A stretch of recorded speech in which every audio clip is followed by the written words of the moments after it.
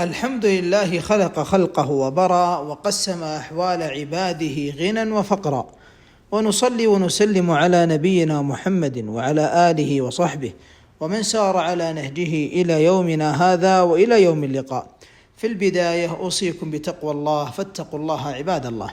ثم اعلموا يا عباد الله أن الله تعالى قد أمر العباد بذكره سبحانه، وحثهم على ذكره ورغبهم فيه، ورتب عليه الثواب العظيم. قال سبحانه: فاذكروني أذكركم واشكروا لي ولا تكفرون. والله تعالى قال: الذين يذكرون الله قياما وقعودا وعلى جنوبهم ويتفكرون في خلق السماوات والأرض ربنا ما خلقت هذا باطلا سبحانك فقنا عذاب النار. أيها الأحبة، إن للذكر فضائل كثيرة وثوابه عند الله عظيم، فالذكر حياة للعبد يشعر من خلاله بعظمة الله عز وجل، ويحافظ على اتصاله بربه سبحانه، ويذكر بعظيم حق الله عز وجل على عباده، وهذا يمنح العبد السعادة والطمأنينة والخير الكثير.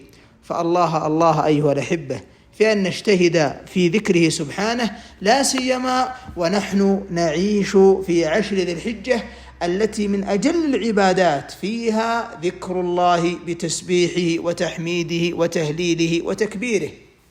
فاجتهدوا أيها الأحبة واذكروه سبحانه وتعالى، واعلموا أنه من ذكره في نفسه ذكره الله تعالى في نفسه، ومن ذكره في ملأ ذكره الله عز وجل في ملأ خير من ملئه.